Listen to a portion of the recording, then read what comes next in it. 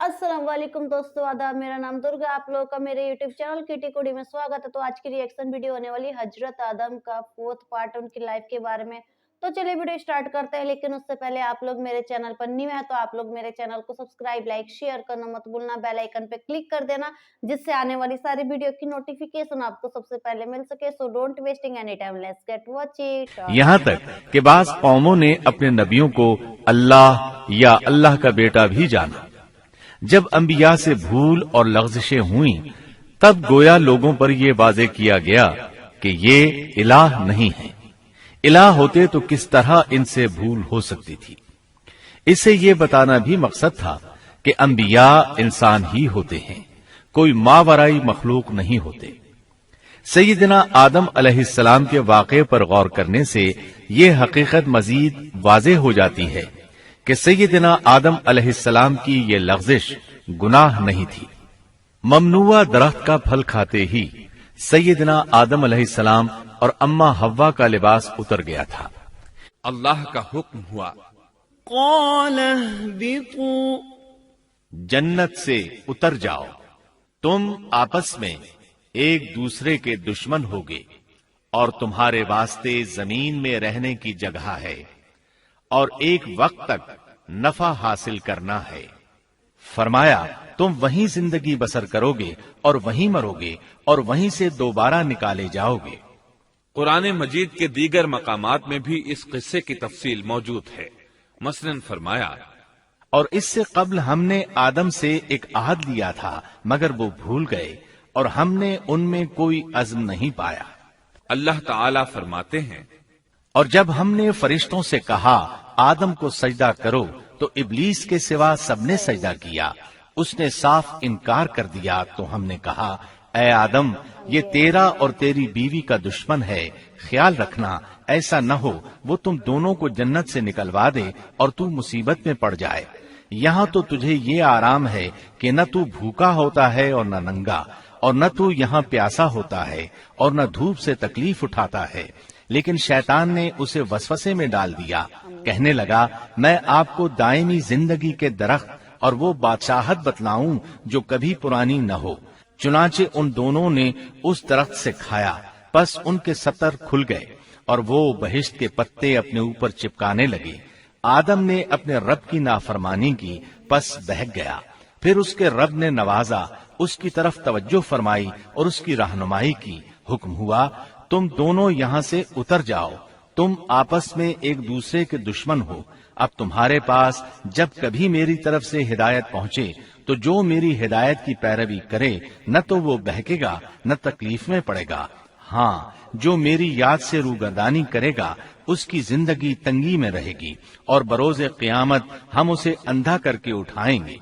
आदम अलैहिस्सलाम जमीन पर उतरे और अपने रब से तौबा के कलिमात सीख लिए।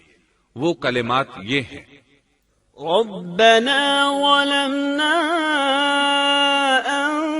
أنفسنا وإن لم تغفر لنا وترحمنا لنكونن من الخاسرين۔ ऐ हमारे रब, हमने अपना नुकसान किया और अगर तूने हम पर मग़फ़िरत और रहमत न फरमाई तो हम खसारा उठाने वालों में से हो जाएंगे। आदम अलैहिस्सलाम जमीन पर उतरे और उनके साथ हव्वा अलैहिस्सलाम भी उतरी और उनके साथ ही इब्लीस को भी उतारा गया। ये किस जगह पर उतरे, इस बारे में इख्तिलाफ पाया जाता है, लेकिन इब्ने अब्बास रज़ी अल्लाह अन्हु की बात राजे महसूस होती है कि आदम अलैहिस्सलाम को हिंद में और हव्वा अलैहिस्सलाम को जद्दे में उतारा गया।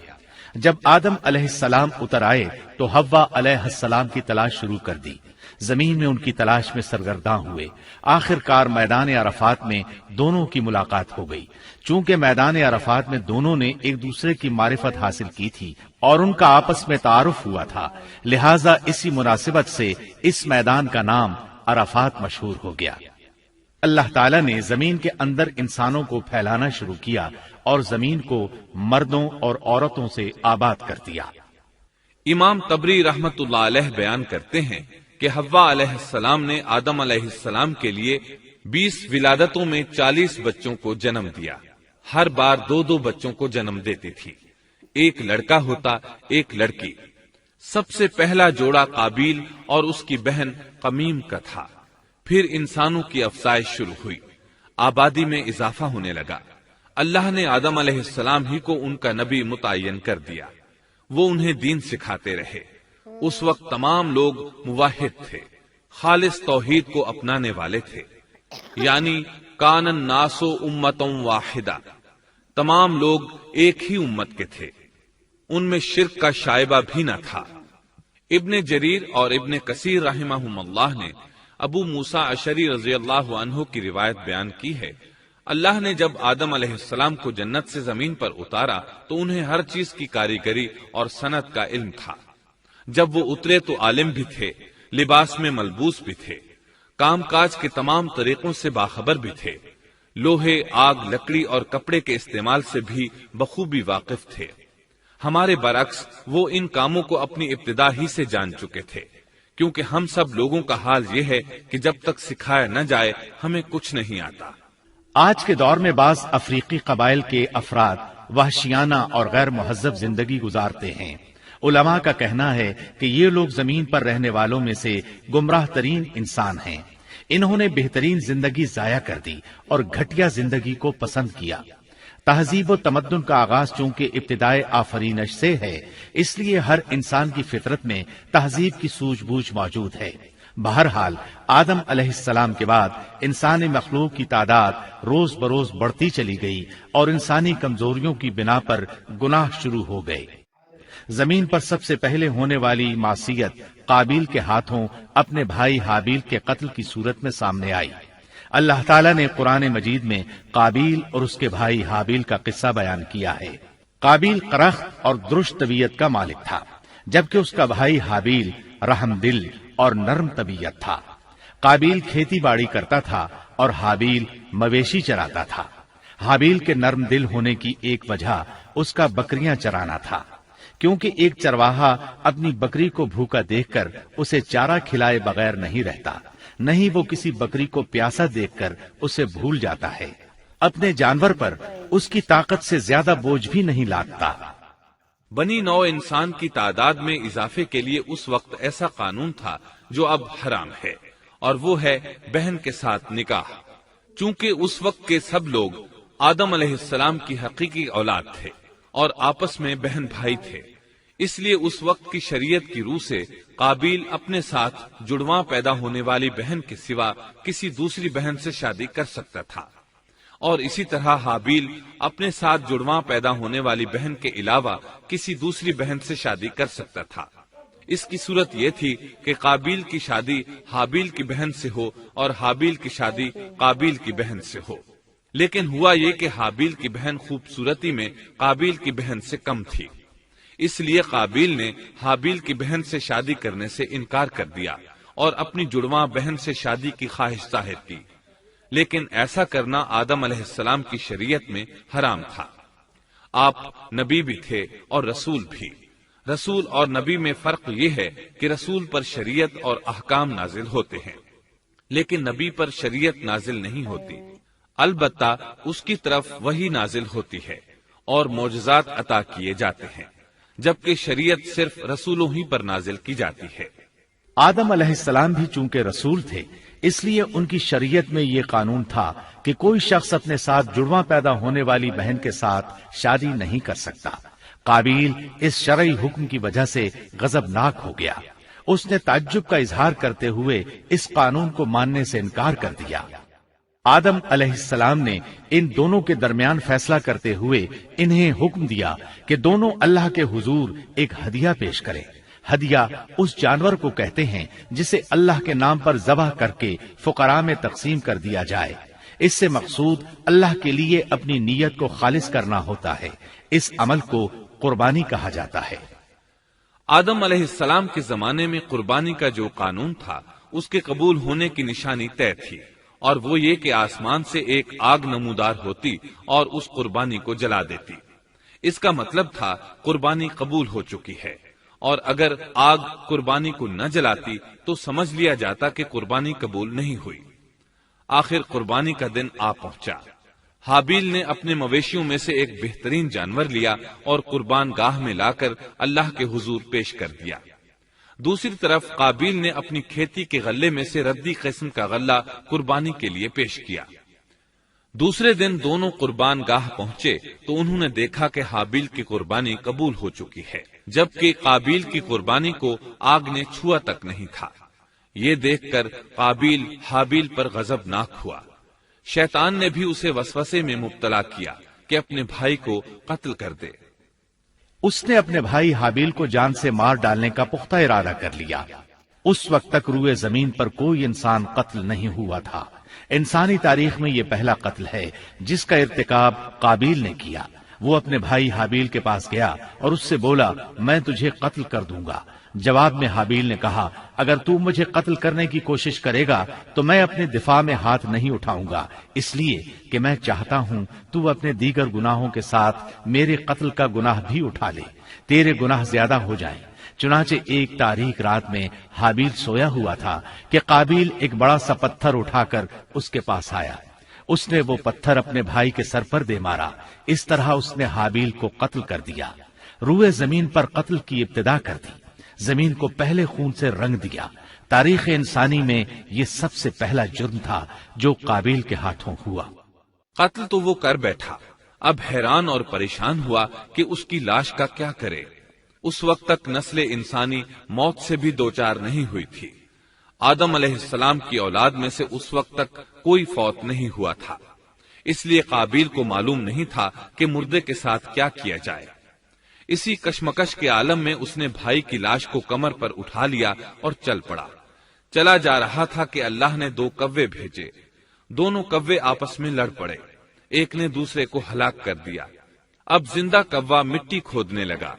اس طرح اس نے ایک گڑھا تیار کر لیا، مردہ کوے کو اس میں رکھا اور اوپر مٹی ڈال دی۔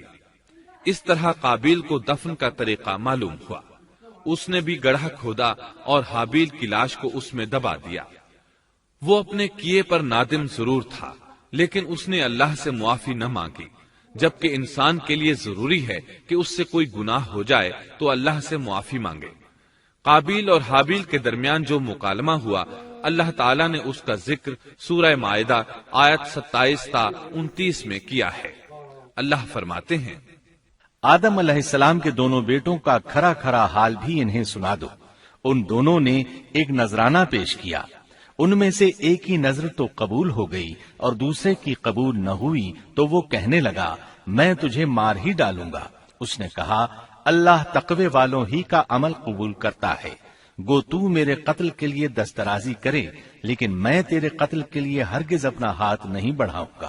میں تو اللہ تعالی پروردگار عالم سے خوف کھاتا ہوں، میں تو چاہتا ہوں کہ تو میرا گناہ اور اپنا گناہ اپنے سر پر رکھ لے اور دوزخیوں میں شامل ہو جائے، ظالموں کا یہی بدلہ ہے۔ اس کا مطلب یہ تھا کہ تیرے اور گناہوں کے ساتھ میرے قتل کا گناہ بھی تیرے ذمہ لگے اور تو ظالموں میں سے ہو جائے۔